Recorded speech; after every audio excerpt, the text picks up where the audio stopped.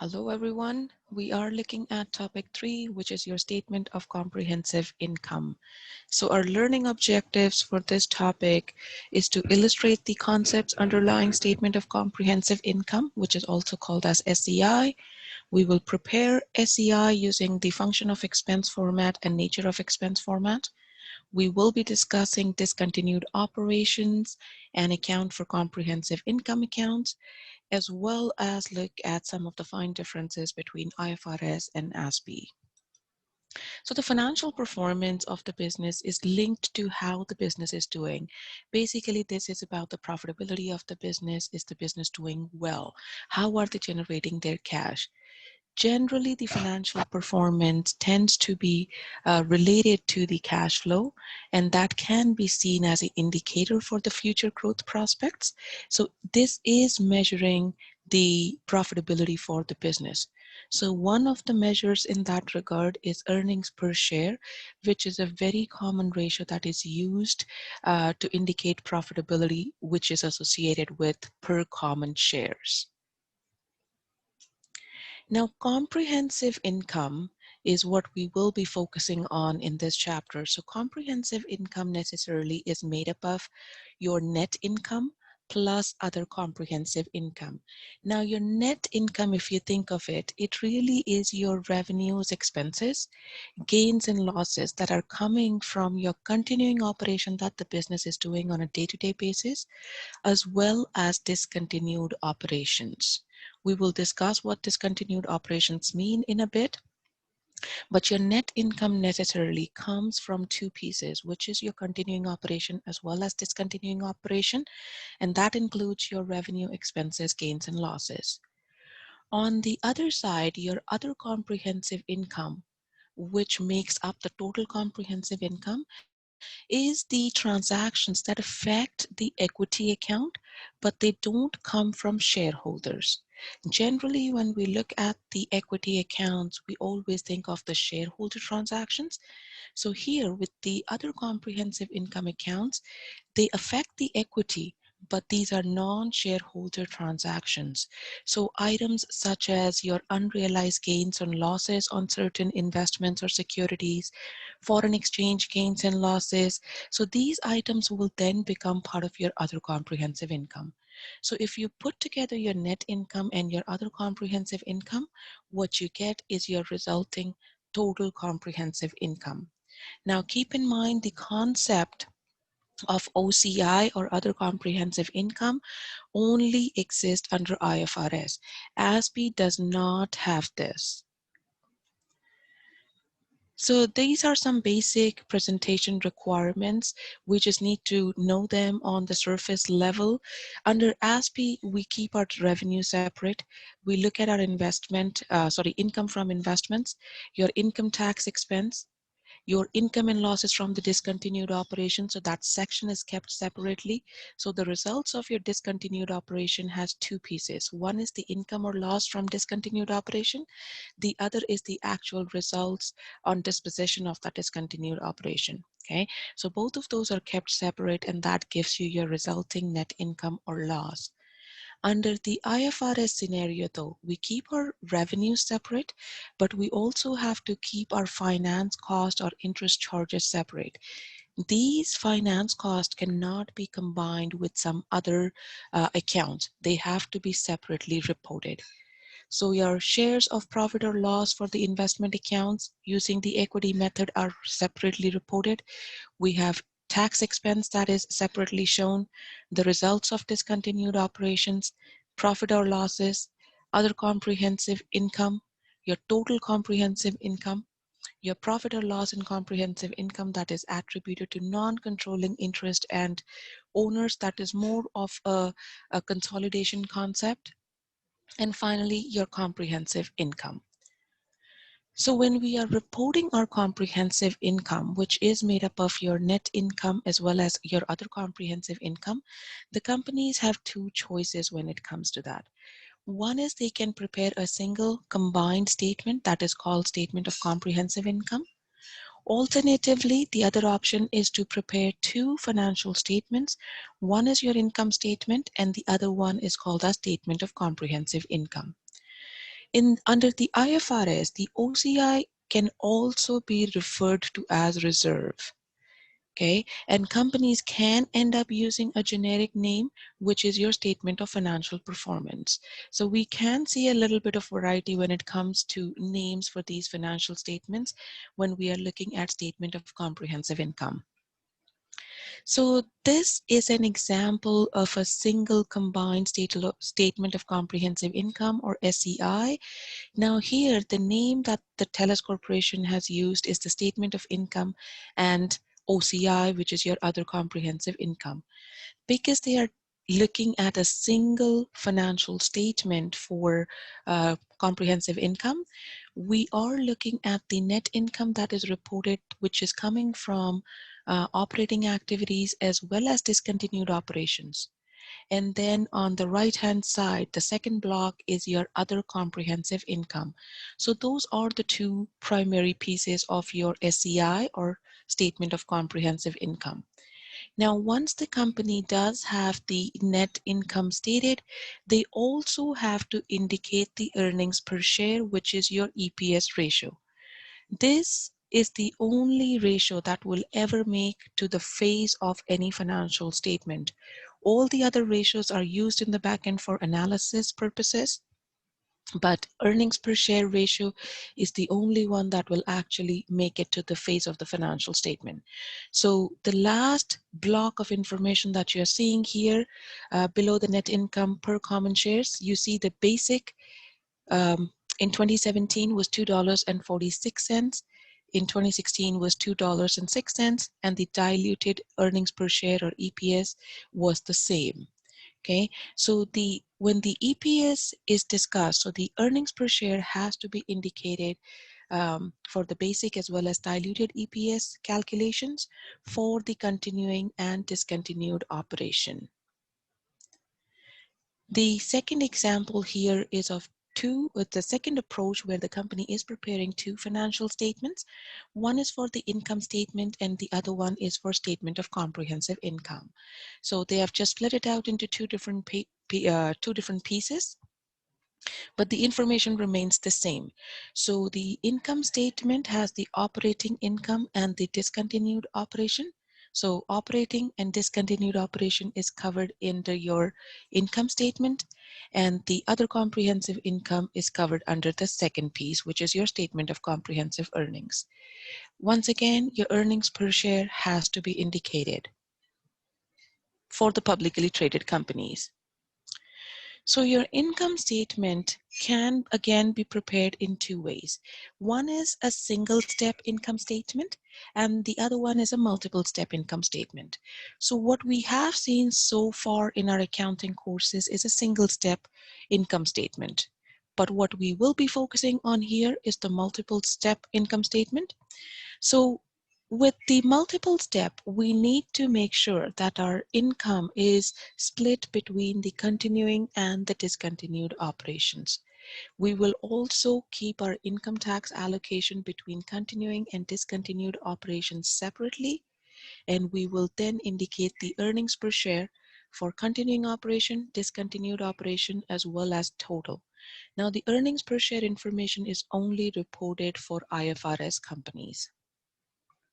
So this is what your single step income statement looks like, where we have our revenue accounts and our expense accounts. So all of your revenue and expense accounts are listed here. That gives you your earning before taxes. Then we have a separate line item for income tax that gives you your net income or net earnings. Okay, so the advantages of your single step income statement, if you look at the format is fairly easy. It's easy to prepare and it's easy to comprehend, but sometimes it is believed to be oversimplified, where the users of this information does not have enough information to make those decisions. So all of those revenue expenses seems to be combined together in the same category without giving any insight of what's coming from operating, what's coming from discontinued, so on and so forth. Okay. So if we look at the multiple step income statement, so with our multiple step income statement, these guys always have to be allocated or represented in two sections. One is for the operating section and the other one is for the non-operating section. So the good part about this financial statement is that it gives the user makers, the decision makers have enough information to look at these financial statement and assess the company's financial performance. Okay, they can compare the company's performance from one year to the other, from one company to the other. So it does give a lot of value when the user knows what money was made or spent from the operating section, which is the day-to-day activity the business does, and how are they performing on their non-operating section. So your non-operating section primarily is your peripheral activities, the activities that goes around your normal business process, but it's not something that the business is focusing on. So something like an interest income or an interest expense. So that is very peripheral to the business operation. So that becomes non-operating activity. So the users do see the information on that detail level, although the external users don't see as much detail as the internal management would. So when we are looking at the operating section, this is primarily what the operating section is going to cover. And frankly, none of this is really new to us because we already know this from our earlier accounting courses. So we look at our sales and revenue, which primarily is coming from your continuing operation, what the business does on a day-to-day basis. So make sure that your sales are represented net of discounts, allowances, returns, and it's represented in the net format. So as a sales revenue, it's just the net number, not the gross. Then out of those sales or revenue items, we deduct our cost of goods sold, which is the cost that we incurred in order to produce these goods. And then we bring in our selling and administrative expenses. So your selling expense is what the company incurred in order to sell these goods, while your administrative and general expenses are the expenses for general administrative purposes such as accountant salary, receptionist salary, or human resources, IT department. Okay, so those kind of items then become your administrative and general expenses. Now, when it comes to presenting your expenses, the company again have two choices on how to reflect or present their expenses. One is the nature of the expense. They can categorize the expenses based on their nature, which is your purchase of material, transaction cost, employee benefits, depreciation. So similar transactions will go in those accounts. On the other end, it can be the function of expenses, which basically is your cost of goods sold or administrative expenses. Now, which one is a better choice it's a matter of choice at that point in time. So in Canada, though, we end up using a mix of both of these approaches. So the nature of expense as well as the function of expense, that's a more popular format in Canada, and that is what we will be focusing on. When it comes to ASPE, ASPE does not have any particular guidance when it comes to expense classification. Your non-operating section. So as we were saying, your non-operating section is really peripheral to your entire business. Okay, these are secondary or auxiliary activities or peripheral or incidental transactions that do revolve around your business, but this is not something that the business does intentionally to make money. Okay, so under the non-operating section, generally speaking, you will see a category for other revenues and gains that will list all the revenues and earnings and gains non-operating transactions have resulted in. And on the other side, you have your other expenses and losses that are related to the non-operating section or the peripheral activities. Discontinued operations. So for the IFRS companies, they have to report their operations in two primary sections. Okay. Now, let's think of this conceptually. So when we are talking about the net income, I'm just going to backtrack it and split it out for you guys here. So net income is made up of your operating income, and your discontinued operations. Under the operating income, what we have talked about is the ongoing operations and non-operating activities. So that will have two sections. So right now we are on the other side discussing the discontinued operations. So think of the flow of information and the layout. So your discontinued operation is presented separately on your statement of income or your comprehensive income. Okay, this is separate financial information. This is really critical to report this separately, so the users of your financial statement knows what are the gains and losses from discontinued operation. Now, as the name suggests, discontinued operation is something, it's an operation that the business is discontinuing. They don't want to continue doing or operating in that market or that section or that segment anymore. So they are pulling out of it. Okay, so we'll talk a little bit more about that in the following slide, but this is a partial representation of what your statement of income or your statement of comprehensive income will look like. So the top half, we have not shown the complete details, but the top half is your income from continuing operations. Okay, then we talk about a discontinued operation. So under the discontinued operation, there are two items that we have to report. One is the gain or loss that we had from the operation, or the income or loss that we had, sorry, not the gain, but income or loss that we had from operation of the discontinued division. Discontinued division is something that the business is intending to discontinue, but at this point in time, it is working. Okay, so any money that the business made or lost has to be separately disclosed net of tax, which is coming from their operations or the discontinued operations. The second piece of that is the gain or loss that we had from disposition of these assets, and that item is again represented net of tax, meaning before tax. Okay. Sorry, net of tax is after tax. Sorry, my apologies. So when you look at your income from the continuing operations and you add your income from the discontinued operation section, then you get the net income. If we do have the earning per share information, this is for the IFRS companies, then we will disclose that for the continuing operation, discontinued operation, as well as your net earnings per share. So what really is a discontinued operation then? So under ASPE, we look at an operating segment, a reporting unit, or a subsidiary, or even a group of assets or operations without assets. But under IFRS, this has to be a major line of business or geographical area to qualify as a discontinued operation. Technically speaking, if you are looking at the discontinued operation, it has to be a geographical area. It can be an entirely different business segment. So basically a unit that has its own asset, it has its own cash flow, it has its own financial obligation. It can run on its own. It can generate money and it can sustain on its own.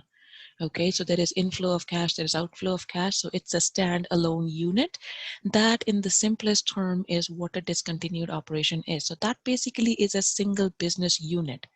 And the business decides that they don't want to continue in that market anymore. So here, the underlying idea is that these financial elements or these assets have to be clearly distinguishable from the rest of the asset. If that's not the case, then this will not be seen as a separate business unit. It has to be a separate business unit for it to qualify as a discontinued operation. So when the business decides that they don't want to operate in this segment anymore, let's say it's actually a physical location.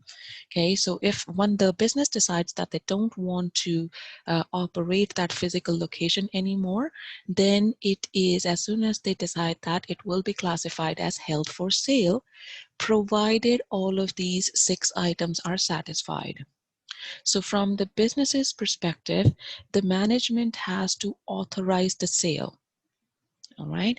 The management has to be actively looking for the buyer. They should have an agent that's looking for the buyer. They should be promoting that. They should be marketing it. The assets of that business or that unit has to be immediately available for sale. Okay. In the near future, the sale has to be probable. Their asking prices has to be reasonable. Okay, and the changes to this plan should be very unlikely. So if all of these 6 characteristics are true, then the management can go ahead and classify these assets as held for sale. Now, held for sale is a capital asset under IFRS. Okay, think of it this way. I'm just going to take a step back here. So when you have the long-term assets, your machineries, buildings, anything that you have for that business unit, they are sitting as long-term assets or property, plant, equipment, or intangible on your balance sheet or statement of financial position. Okay, so they're sitting in the long-term section. But as soon as those 6 criteria that we were just talking about are satisfied, at that time, all of these assets are then moved from those long-term assets onto held for sale category, which really is a current asset under IFRS. Okay, so it will entirely change the classification. From long term, it will become current, and we will put them in a new category called held for sale, where we are actively looking for buyer and we intend to sell this. Now that only exists under IFRS. Under ASPE, the company gets to retain their classification. So they can still be classified as current or non-current. That is up to the company how they want to decide, right? So once all of those 6 criteria in the earlier slide are met, then the company goes ahead and classifies all of these assets as held for sale asset, which becomes current asset. Now, if you guys think of this logically, the depreciation is only booked on the long-term asset. But if you are reclassifying these assets as current now, then the depreciation has to stop. You cannot depreciate your asset anymore because they are current now. The other thing we have to do on that same date is to remeasure our capital assets that we have. So we will compare their carrying value or the book value against the fair value minus the cost to sell. Okay, so the companies will have to estimate what is the fair value of these assets and how much will be the cost to sell.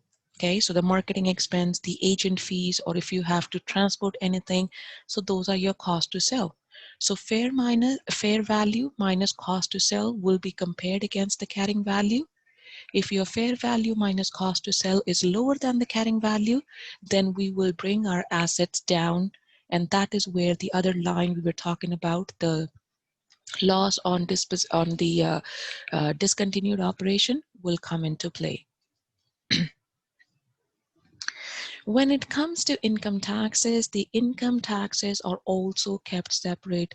We will report income taxes from the continuing operation, from the discontinued operation, and from the other comprehensive income.